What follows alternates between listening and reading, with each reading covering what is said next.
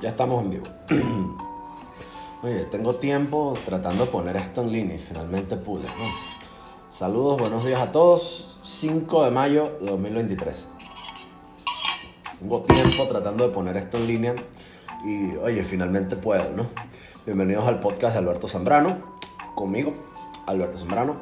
Patreon.com/Alberto Zambrano, donde me puedes apoyar desde $1 mensual. A los suscriptores, gracias por su soporte. A la gente nueva, por favor suscríbanse, ¿ok? De verdad, muchas gracias a todos los suscriptores, de verdad que sí. Pueden seguirme aquí, pueden seguirme en Instagram, en YouTube y bueno, por supuesto, donde quieran estar, ¿no? Le quiero dar la bienvenida a la gente que se está conectando, por favor, denle tac a esa pantalla porque me sirve, me es útil. Compartan esto, comenten, ¿ok? Si desbordan generosidad se suscriben o mandan un GIF, lo que quieran, ¿no? Aprovecho para decirte que si te bajas mis contenidos en otras redes o en YouTube o en otras partes, pues consigues un enlace para suscribirte a Binance para que, bueno, comiences a ganar ingresos pasivos en moneda extranjera con inversión en bolívares, ¿no? Es totalmente gratis inscribirse y si lo haces con mi enlace, pues recibes recompensas a cambio con cada compra que haces. ¿De qué te quiero hablar hoy?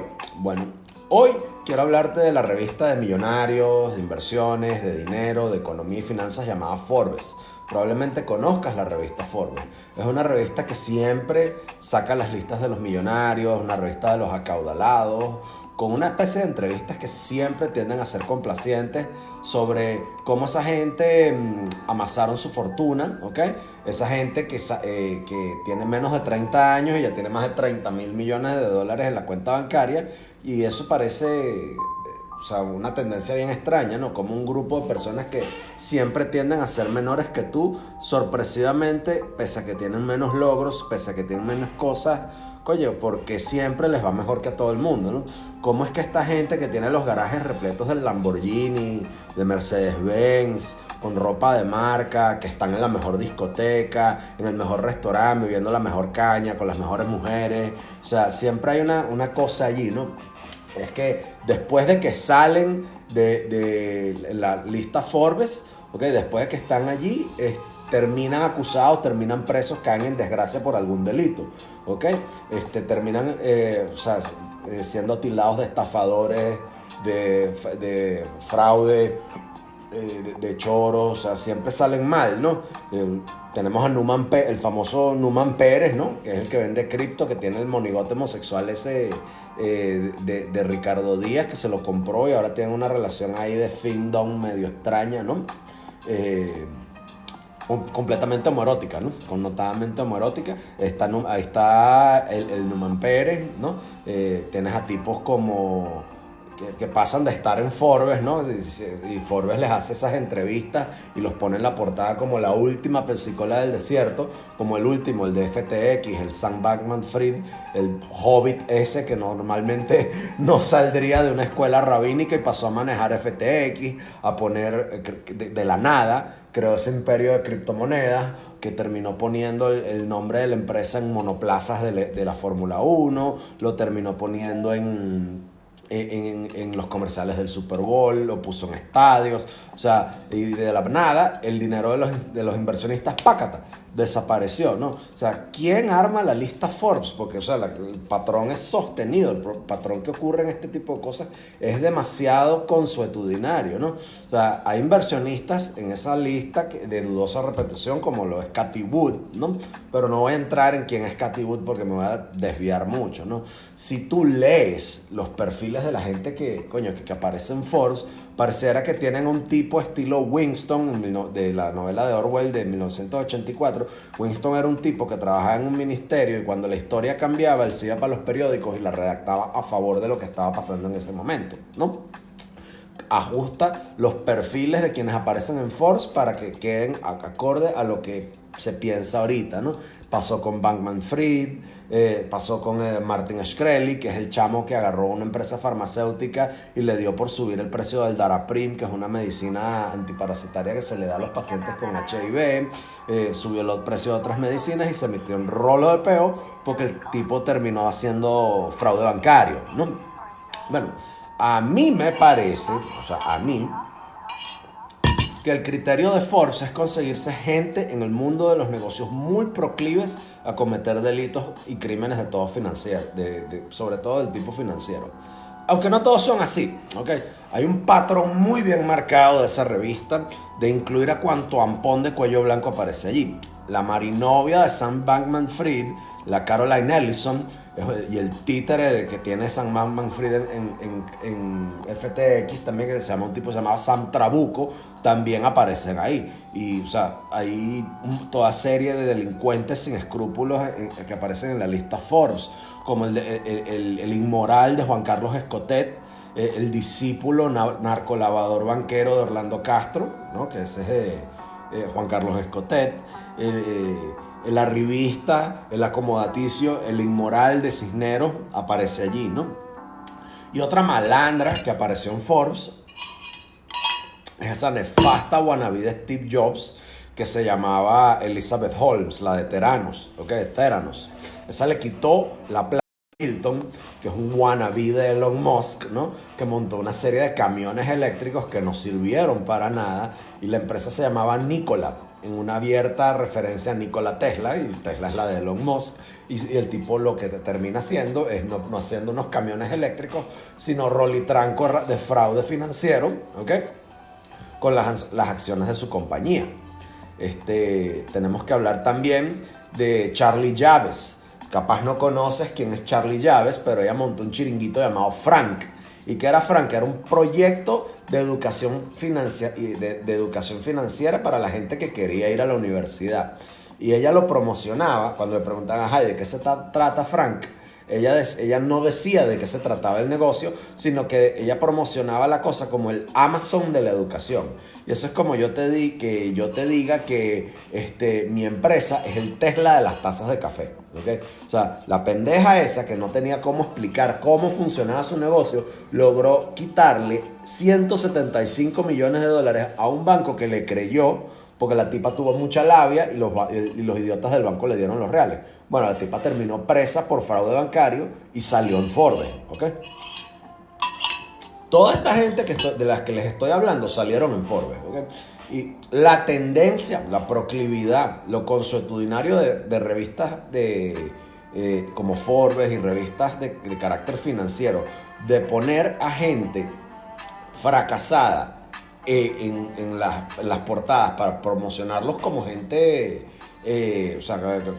como gente exitosa, es tan marcada, tan marcada, que para el año 2007, en la revista Financial Analyst Journal, el volumen 63, número 2, los investigadores Tom Arnold, David North y John Earl publicaron un artículo titulado Are Cover Stories Effective Contrarian Indicators? Se traduce como, ¿son las historias de las portadas de las revistas indicadores inversos?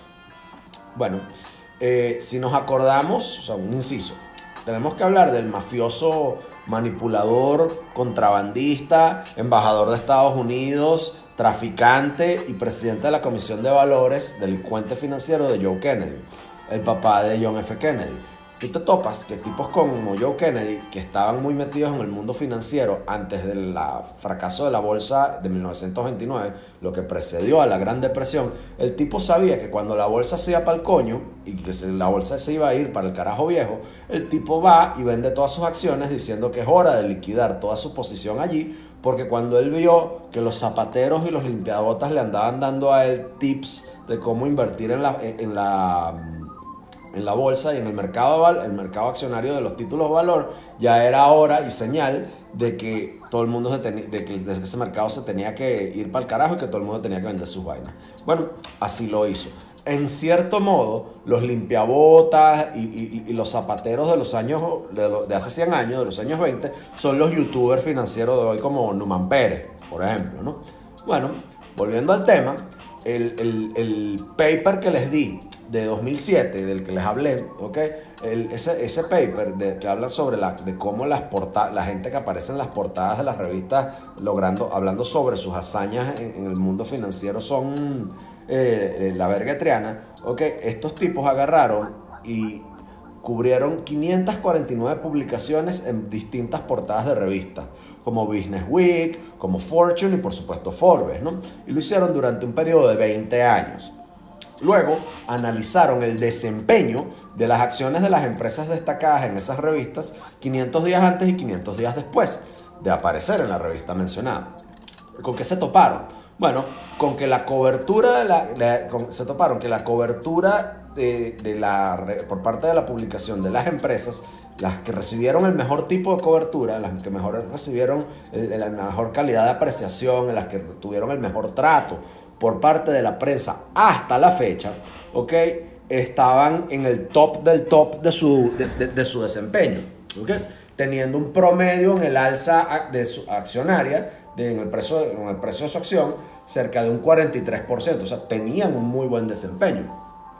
Ahora, las empresas que recibieron un trato negativo por parte de la prensa, esas que fueron incluidas en el estudio porque aparecieron en prensa, bien sea porque les pasó algo malo, porque tomaron una mala decisión y esa mala decisión hizo que cayera su precio en las acciones y les hicieron las pusieron en la revista como un caso de un modelo que no es a seguir, algún ejecutivo que fue despedido, una caída en su precio. Esas empresas en promedio tenían un 35% menos del valor promedio de todas las acciones del mercado.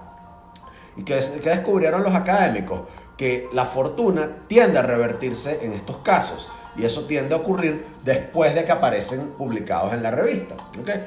En la época de oro de los mejores desempeños de las empresas estudiadas se acabó luego de que aparecen en la revista y terminaron aporreados con buenas cifras de valoración. Terminaron aporreados con malas cifras de valoración. Lo inverso para los que les salieron en la revista por cosas malas. Los que terminaron aporreados por malas cifras de valoración terminaron después de la publicación con excelentes cifras de valoración luego de aparecer allí. Y los autores dicen que las historias positivas tienden a indicar el fin de un buen desempeño y las negativas indican el fin de las malas rachas. ¿Okay? Si vemos como plataforma, perdón, disculpen. Si vemos como plataformas como YouTube indexan videos de gente diciéndote que metas tus reales en la siguiente criptomoneda, en el próximo Pepe Coin o Meme Coin que va a eclipsar al Bitcoin, de que inviertas en tal o en cual acción, te vas a topar con un entusiasmo mediático destructivo de riquezas. Tú metes tu plata ahí no vas a tener ningún tipo de ganancia, vas a perder los reales, ¿ok? El indicador de revistas, tal como existe, es una invención de hace 40 años, de hace 4 décadas, de un gringo llamado Paul McCray Montgomery, que era un inversionista que le dio por analizar a todas las revistas Time desde 1923, y eso lo llevó a decir que hay una revista que publica historias sobre negocios y el 85% de las veces tiene un impacto en el precio de la empresa que aparece destacada en la revista, ¿okay? La investigación de los economistas no se detuvo con Paul McCray Montgomery o los que publicaron en Financial Analyst Journal. No, la investigación siguió y otros estudios descubren que empresas que tienden a poner su nombre en las puertas de los estadios, en los monoplazas de Fórmula 1, en las camisas de los deportistas, tienden a tener malos resultados. Es lo que le pasó a FTX con Sam Bankman-Fried, ¿no? Business Week, por ejemplo, Business Week era una empresa de publicación financiera que empezó a circular en los meses previos al crack de 1929, previo a la Gran Depresión. Sin embargo, esa revista no quebró, siguió circulando hasta que a principios de los años 2000, la empresa Bloomberg la compra, ¿ok? ¿Y qué pasa? Que Business Week era una empresa que tuvo la peculiaridad de siempre meter la pata, siempre equivocarse, ¿ok? Business Week dijo que en el año 79 los títulos valores iban a irse al foso cuando surgieron de forma meteórica en los años 80, ¿okay? Que fue el boom de los títulos valores, ¿okay? Ellos anunciaron que el internet era una moda, que era una tecnología que era muy cara y difícil de implementar y que nadie iba a utilizar el internet. O sea, miren dónde está el internet ahorita. ¿Ok? Y son tipos que pusieron al jefe de Enron, a Jeffrey Skilling, en la portada de Business Week en febrero de 2001, escribiendo loas sobre cómo Jeffrey Skilling hacía magia financiera, ¿ok? De cómo Enron era la verga triana. Y a los pocos meses, Jeffrey Skilling renuncia, Enron quiebra y todos sus directivos de la empresa caen presos por fraude y fraude contable y fraude bancario, ¿ok? Pero si ustedes se ponen a ver, la cosa no solo aplica al mundo de los negocios con Forbes, porque está la revista deportiva Sports Illustrated, que también tiende a ser pavosa, ¿ok? Porque, bueno, equipo o deportista que suele aparecer en la revista porque lo está haciendo bien, algo le pasa después, ¿no? Eh, y bueno, podemos hablar de la historia, ¿no? Porque cuando el estadístico Francis Galton trató de explicar el por qué los hijos de los padres altos no suelen ser altos y los hijos de los padres de baja estatura no suelen ser bajitos, él llamó al fenómeno la regresión de la mediocridad. ¿Ok? Y en el caso de Forbes, de Business Week, de Sports Illustrated y tipos estilo Ricardo Díaz, Numan Pérez o incluso el que aparece en la televisión americana, el Jim Cramer, pueden ver que la tendencia hacia el inverso de lo que ellos dicen es marcada y es sostenida. También va con el pajo maracucho de Huaquicoy, por cierto. Así que si tú trabajas en una empresa y tú notas que el chamo que te sirve los cafés de repente anda por Mónaco con un Lamborghini diciendo que lo logró vendiendo monitos NFT, unos arahuacos de pixelados, ¿no? Probablemente el chamo lo que hizo fue llevarse los reales que tú le diste para que te comprara el café, ¿no? Y esto me lleva a otro tema, ¿no? Porque coño el público tiende a confiar tanto en estafadores y en farsantes de forma tan consuetudinaria. Entonces, para poder entenderlo, tenemos que ver qué ha pasado en el pasado, ¿okay? Qué ha ocurrido en ocasiones anteriores con farsantes de gran de gran estirpe, ¿no? de gran calibre. Si nos vamos hacia atrás en el tiempo con Doc Brown y Marty McFly, en 1925 Victor Lustig estaba en París y se topa con un periódico que discute los gastos asociados con mantener la Torre Eiffel, un andamio gigante puesto para una exposición mundial que debió haber sido desmantelado en 1909, pero el andamio para 1925 seguía allí. ¿Okay? Sí, la Torre Eiffel era precisamente eso, una cosa que iban a desmantelar, ¿no?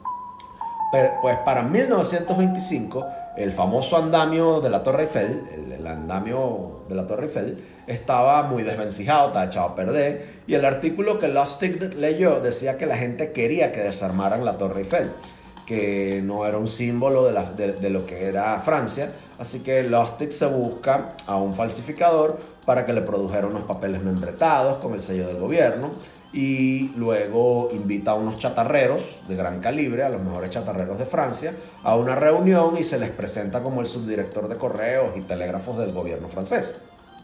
Les explica que debido a los altos costos de mantenimiento de la Torre Eiffel, el gobierno francés tomaría la decisión de vender el icónico andamio como chatarra y que la venta debía ser en secreto para evitar un alboroto y evitar que los franceses se molestaran. Que Victor Lustig era el escogido por el gobierno para que de entre los chatarreros surgiera alguien de comprar y desmantelar la Torre Eiffel y que los chatarreros fueron escogidos por su reputación y que el que le diera a Lustig un buen soborno se iba a quedar con el contrato, pero él no fue tan indiscreto con esto, lo hizo de una forma muy elegante, ¿no? Lustig vende ese humo con todas las hierbas aromáticas a un tipo llamado André Poisson, que es un chatarrero inseguro, era un tipo inseguro con un complejo de inferioridad muy marcado, un incauto que muerde el anzuelo de Victor Lustig y le dijo, porque él entendió la insinuación de Lustig, de que si le daba un soborno, él les daba el contrato. Y así pues, Poisson le paga a Lustig y Lustig agarra la plata y se va para Austria. ¿Okay? Poisson no se quedó con eso, porque Lustig pensó que el chatarrero a lo mejor no iría a denunciarlo porque le daría mucha pena y tal. Así que, bueno, ¿qué hizo Peter Lustig? Se puso a leer todos los periódicos de Francia desde Austria a ver si Poisson aparecía denunciando que lo estafaron. Pero luego de que vio que no pasó nada, después que pasó un año, Victor Lustig regresa a Francia a repetir la misma estafa con lo de la Torre Eiffel con otro grupo de inversionistas, pero uno de los convocados de la reunión sospecha que es una estafa, llama a la policía y Lustig huye a Estados Unidos para evitar que lo metan preso.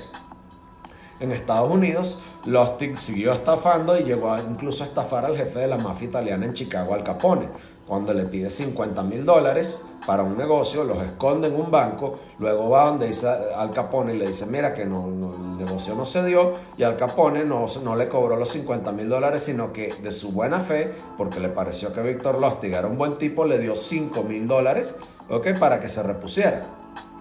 De hecho, Lustig hasta hizo una lista de 10 mandamientos del estafador, de los cuales les puedo hablar ahora más tarde, ¿no?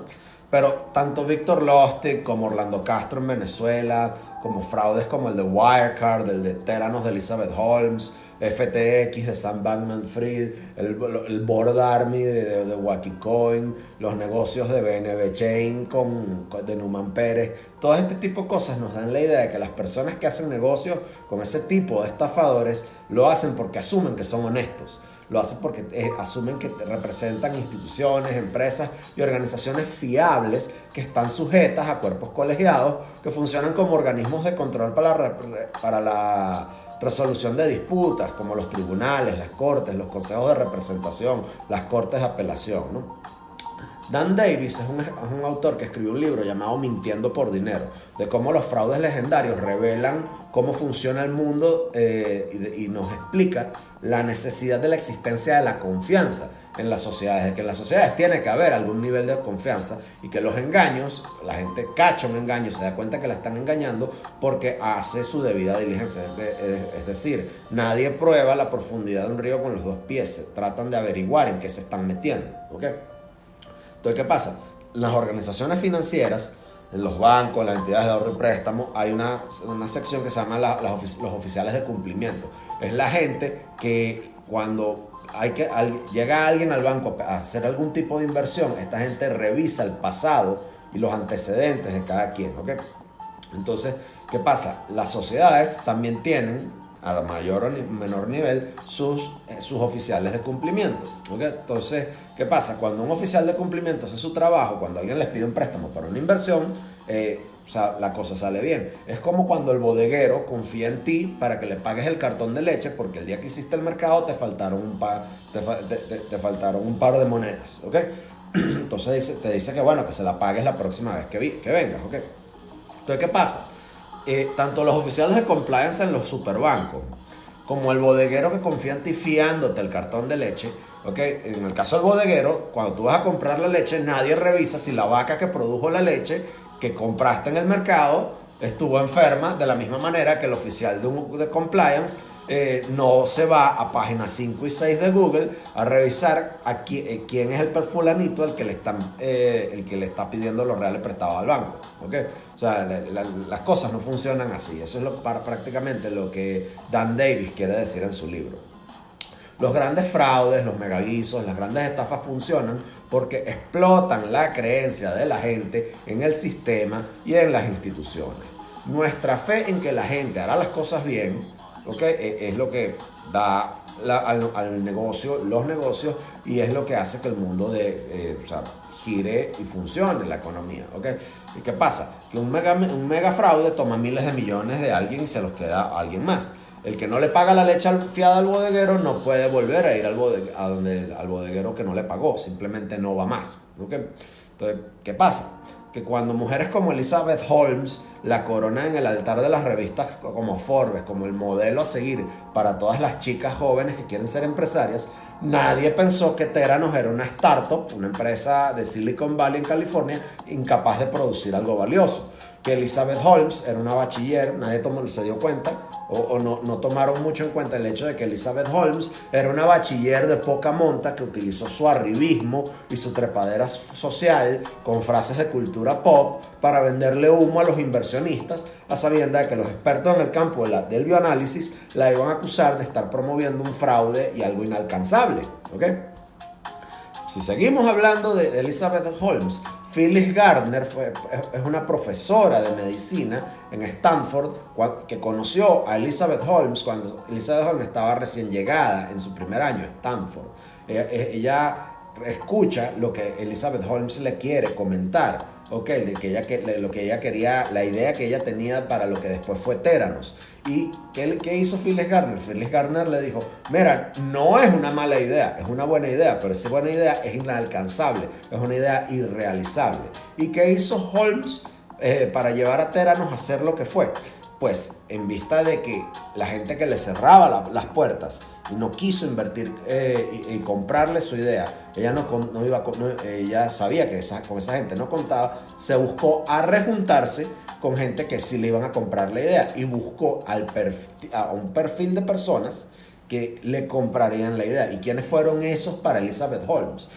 Para Elizabeth Holmes, la gente que le compraría la idea de Theranos eran hombres mucho mayores que ella que sucumbieron ante sus encantos femeninos. Esos hombres pudieron influenciar a otros hombres, a otros inversionistas, a gente en el departamento de defensa, a los banqueros, a los inversionistas, ¿okay? Para que le dieran plata a una mujer como Elizabeth Holmes, que en lugar de agarrar el dinero que le dieron para investigar cómo mejorar el mundo del bioanálisis, cómo hacer que las pruebas de sangre sean más eficaces, sean mejores, más rápidas, más confiables. ¿Qué fue lo que hizo Elizabeth Holmes con ese dinero? Pues viajar por el mundo y comprar libros e investigar cosas sobre el comportamiento humano, sobre el lenguaje corporal, sobre técnicas psicológicas de persuasión, sobre contacto visual, sobre cómo relacionarse. Esta mujer llegó hasta cambiar la forma en la que se vestía, disfrazándose con cuellos de tortuga de Issei Miyake a los Steve Jobs, ¿okay? Para incluso después cambiar su tono de voz chillona californiano a un tono de voz barítono todo raro, que de vez en cuando se le iba el gallo y que era incapaz de mantener de forma sostenida en las entrevistas, en los podcasts y en las apariciones públicas que hacía, ¿okay? Porque le era cansón para su voz, ¿okay? La falta de originalidad de Elizabeth Holmes es tanta y su obcecación con querer parecerse a Steve Jobs, ¿okay? No solo se limitó a su look y a las escogencias de vestuario, ¿okay? También se limitó a los manerismos, a la forma en la cual Steve Jobs movía las manos y hacía las cosas, ¿okay? O incluso hasta lo que comía. Pues Elizabeth Holmes después le dio por adoptar una dieta súper vegana, estricta como la que hizo Steve Jobs. Pero no solo llegó allí, porque cuando hacían las presentaciones de su producto Theranos, ¿okay? Holmes se sacaba un tubo de ensayo de sangre de chirriquitito del bolsillo, imitando a Steve Jobs cuando se sacaba del blue jean un iPod o el iPhone, ¿okay? Cuando le allanan la casa a Elizabeth Holmes, se topan con libros como el de Joe Navarro, que era un exagente del FBI que escribió un libro titulado Lo que dicen todos los cuerpos, la guía de un agente del FBI para leer rápidamente a los demás. Cosas como esas que encontraron los policías cuando le allanaron la casa a la fundadora de Theranos fueron empleadas en su contra en el juicio que le hicieron, ¿ok? Holmes mintió sobre su aparato de máquinas de bioanálisis y mintió sobre el desempeño de Theranos, diciendo que laboratorios como Pfizer usaban su tecnología, que el Departamento de Defensa de los Estados Unidos utilizaba su máquina y muchos pacientes recibieron resultados falsos, resultados desacertados sobre los cuales sus médicos tratantes tomaron decisiones de vida o muerte. Una mujer embarazada perdió un bebé por culpa de eso, ¿okay? Estamos hablando de cosas como lo de la mujer embarazada, estamos hablando de pruebas para el cáncer, de enfermedades neurodegenerativas y de muchas otras condiciones, ¿okay? Y como Elizabeth Holmes se empeñó más en vender la idea a la gente de que Theranos funcionaría, no porque la tecnología era viable, no. Elizabeth Holmes se empeñó más en venderle la idea a la gente de que Theranos funcionaría, no porque la tecnología era viable, sino porque los inversionistas que estaban pagando esas cajas de zapatos con esos transistores y microchips que ella vendía y que iban a hacer la revolución del campo médico, porque los que le están dando plata a ella para construir esa caja de zapatos eran hombres de fiar. ¿Y quiénes eran estos hombres? Estamos hablando de Larry Ellison de Oracle, Richard Kovacevic de Wells Fargo, Gary Roughhead, el contratista militar de Northrop Gunman, el exalmirante de la Armada Americana, de William First, el cirujano de trasplantes que terminó siendo senador de Estados Unidos, William Fogel del CDC, George Shultz, el asesor de Ronald Reagan y que fue secretario del Tesoro, el inversionista Donald Lucas, Sam Nunn, el senador y ex empresario del ramo de la energía nuclear Riley Bechtel, de los Cosgrove de la Cleveland Clinic, William Perry, el secretario de Estado, el premio Nobel Henry Kissinger, el general James Mattis, y bueno, está el abogado de la corrupción y el mal, que es David Boies, del prestigioso escritorio Boies, Schiller y Flexner, ¿saben? El que defendió a Harvey Weinstein, el abogado Harvey Weinstein, el abogado Michael Jackson, y el mismo tipo que salió en público diciendo que él no defendería a Wilmer Rupert y de no saber que Wilmer Rupert era inocente, ¿no? A todos esos tipos Elizabeth Holmes los timó, ¿ok? ¿Por qué lo logra? Bueno, como una bachiller que no termina la universidad logra convertirse en una multimillonaria que amasa una fortuna a punta de vender humo con sus encantos femeninos. Porque supo crear una historia, supo presentarse como alguien que era agradable y eso funcionaba con quienes escoge como sus víctimas, ¿ok? Tenemos que hablar de otra estafa, hablemos de Wirecard, ¿ok? El periodista del Financial Times, Dan McCrum, descubrió el guiso de Wirecard y resulta que Wirecard era una estafa muy inusual porque la gente que intentó muchas veces tratar de averiguar cómo era el modelo de negocios no lo logra, ¿ok? En 2015 un investigador intentó visitar las ubicaciones y las oficinas de Wirecard fuera de Europa y fuera de Estados Unidos, en el sureste asiático y demás. Tipo se fue para Laos, se fue para Vietnam, se fue para la Conchinchina, ¿ok? Y donde decía, a buscar las direcciones de esa empresa, de las oficinas de esa empresa. Y con lo que se topaba era que estaban en una carretera de tierra con un buzón de correos, igualito en Vietnam, donde la sala de espera era una mesa con 2 taburetes de plástico. Y el tipo se fue por todo el sureste asiático buscando una oficina de Wirecard y con lo que se topaba era con buzones y oficinas vacías de una empresa que estaba respaldada por gente de supuestamente buena reputación. La cosa era con Wirecard, fue gigantesca. Un inversionista en Francia le pidió a su secretaria que llamara al jefe de Wirecard en Singapur y al otro lado del mundo contesta un teléfono a una mujer gritando cosas en WhatsApp, que ese era un número equivocado, que qué bolas, ¿no? El periodista McCrum escribió un libro llamado Money Man. Y en Money Man el tipo dice que los accionistas reaccionaban a niveles emotivos en lugar de racionales cuando tenían que pasar juicio sobre cómo Wirecard tenía que llevar adelante su balance contable. ¿Okay? El jefe de Wirecard, el CEO de Wirecard, era un tipo llamado Marcus Brown. Y ese tipo le dijo a los inversionistas que con inteligencia artificial y seguridad financiera, la empresa tenía el éxito garantizado. Y conforme la acción se infló, también se inflaron los bolsillos de Marcus Brown. ¿Okay? Solo que la cosa era demasiado buena para ser verdad. Porque ¿cómo era posible que quienes dudaban de Wirecard en 40 países estuvieran en lo cierto si la empresa le iba tan bien en el mercado? Esa era la respuesta del CEO. Esa era la respuesta de los responsables financieros de Wirecard en lugar de responder las preguntas necesarias sobre el funcionamiento de la empresa. ¿Okay?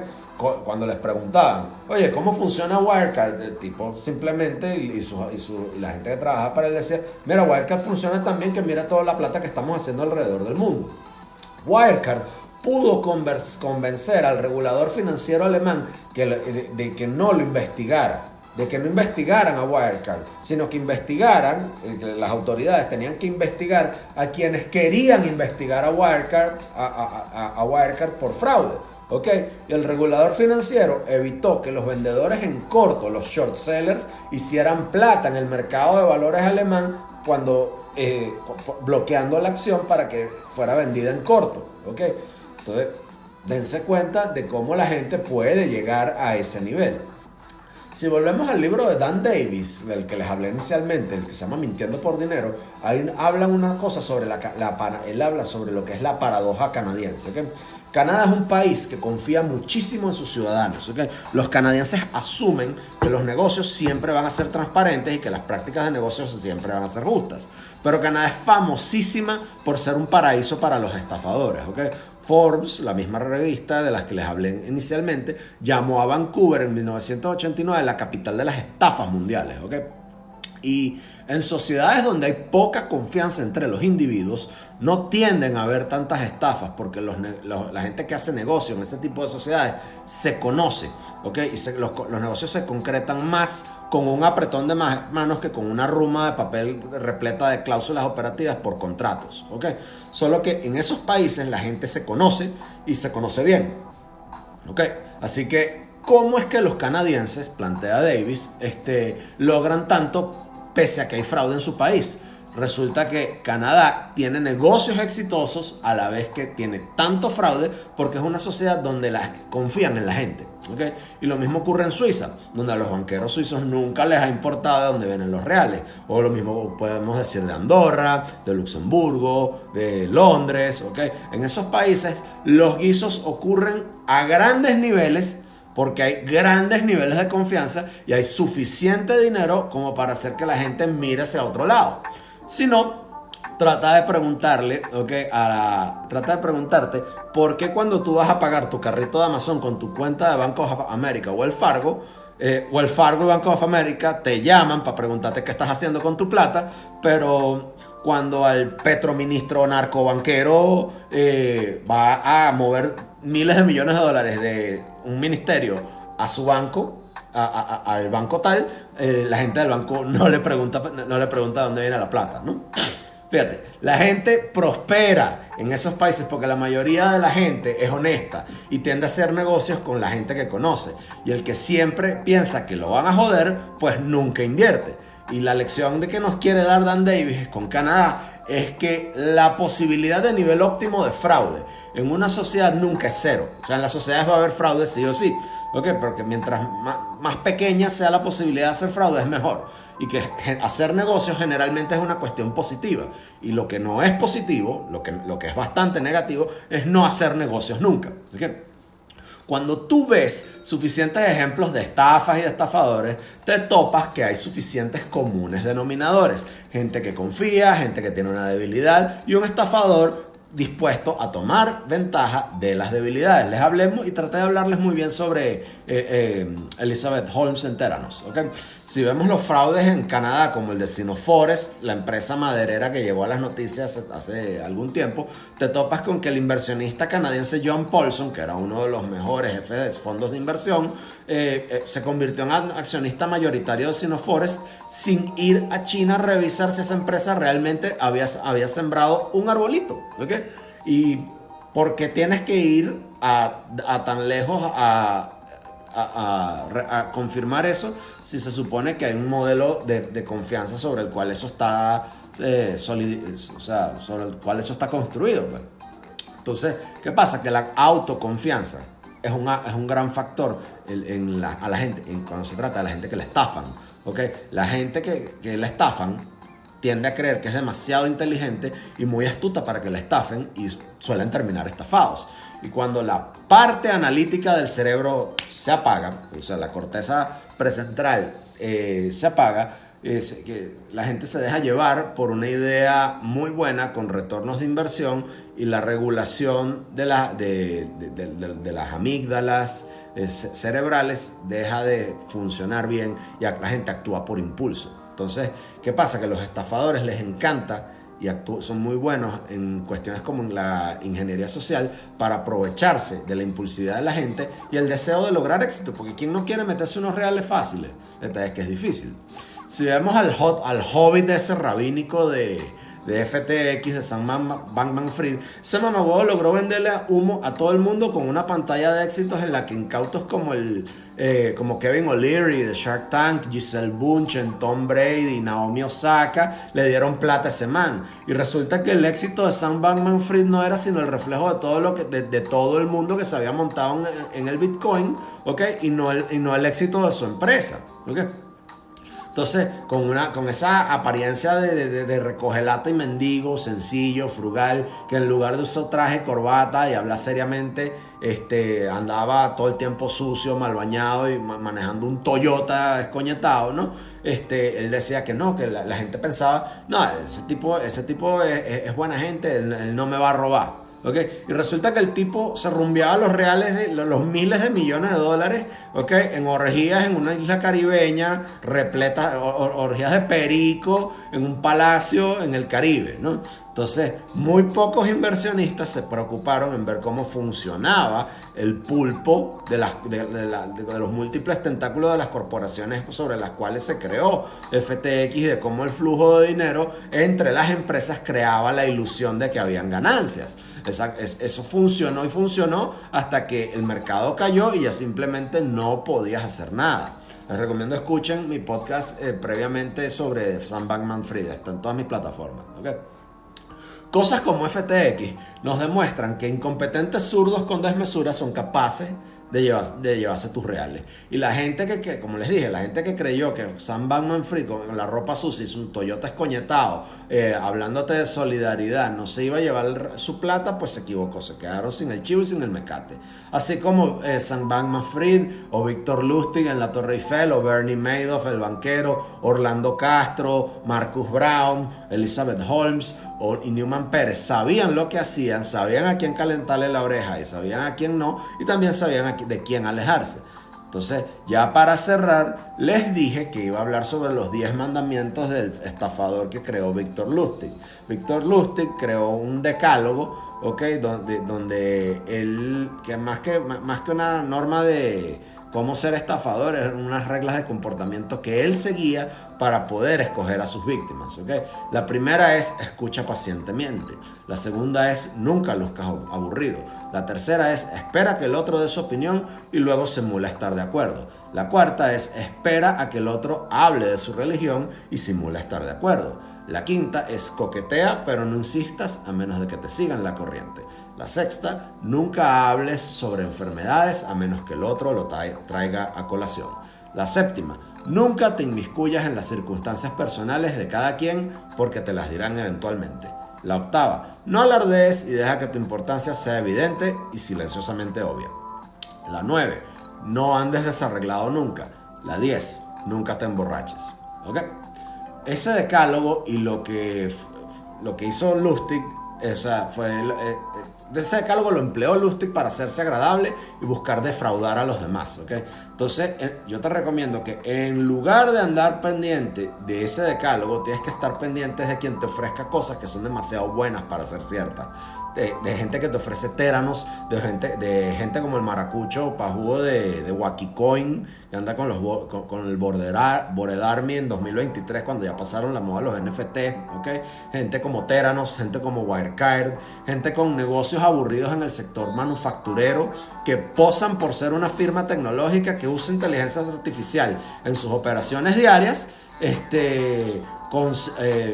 y que quizás hasta los CEOs con aires de estrella, te tienes que cuidar de ellos, ¿no? A los Elizabeth Holmes, a los Sam Bankman-Fried, esa gente que quizás sea el red flag, ¿no? En fin, estafadores sí hay, así que estate pilas. Yo soy Alberto Zambrano, con esto ya voy cerrando mi podcast. Gracias por haberte tomado el tiempo de escucharme. Deja tu like, comenta, comparte. Si de favor de generosidad, suscríbete a patreon.com/Alberto Zambrano. Si no te gusta Patreon, puedes darme una donación en cripto, mándame un regalo aquí. Suscribirte al podcast es totalmente gratis, de verdad. Compártelo, dale like y bueno, gracias por haber venido. Hasta una próxima ocasión.